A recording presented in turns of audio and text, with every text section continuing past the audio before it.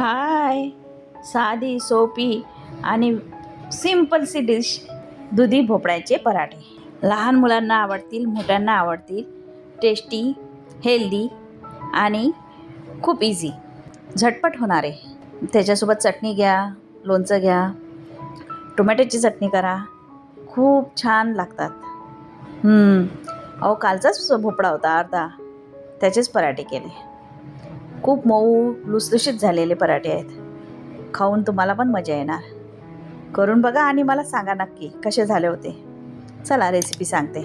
भोपळा वरून साल काढली आणि खिसून घेतला.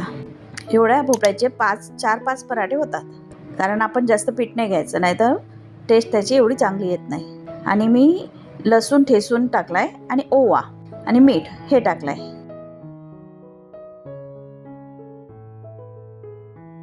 आता आपल्याला त्याच्यामध्ये हळद टाकायची आहे, तिखट आवडीनुसार, कारण आपण ओवा पण टाकलाय. आणि तुम्हाला याच्यामध्ये बेसन टाकायचं असेल ते पण टाकू शकता. याच्यामध्ये मी धने पावडर घेतली थोडीशी. गव्हाचं पीठ 2 चमचे. बघा, याचे 4 पराठे आरामात होतात. बरं, हे खिसून घेतल्यामुळे आणि बारीक एकदम खिसणीने नका खिसू, नाहीतर त्याला जास्त पाणी सुटेल. बघा, मी पाणी न टाकता त्याच याने पहिले भिजवलं, म्हणजे आपल्याला पाण्याचा एक अंदाज येतो. आणि हे भिजवल्यानंतर लगेच करायला घ्यायचे पराठे. थोडं घट्टच भिजवायचं. बघा, नंतर 5 मिनिटांनी ठेवलं की लगेच याला पाणी सुटतं, तर पातळ होते, म्हणून आपल्याला लगेच करायला घ्यायचे.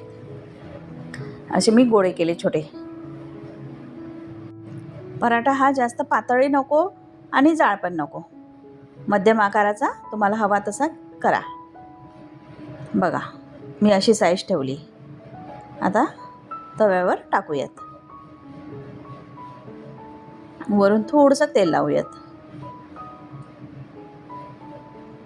बघा, आपल्याला याच्यामध्ये पराठ्यावरच कळते की भोपळा आपल्याला दिसून पण येतो खिसलेला छानपैकी. पराठे दोन्ही साईडनी छानपैकी खरपूस भाजून घ्यायचे. बघा, झाला की आपला पराठा तयार. मी असे 4 ते 5 पराठे केलेत.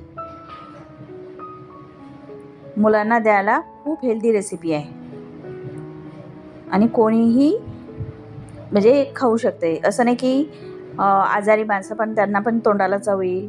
आणि आपण पण म्हणजे काहीतरी वेगळं खायची इच्छा झाली की हे करू शकतो. झाले की आपले पराठे तयार, या खायला. तुम्हाला माझी रेसिपी कशी वाटली हे नक्की सांगा. लाईक करा, शेअर करा आणि हां, सबस्क्राईब करायला विसरू नका नवीन असाल तर. Okay, bye.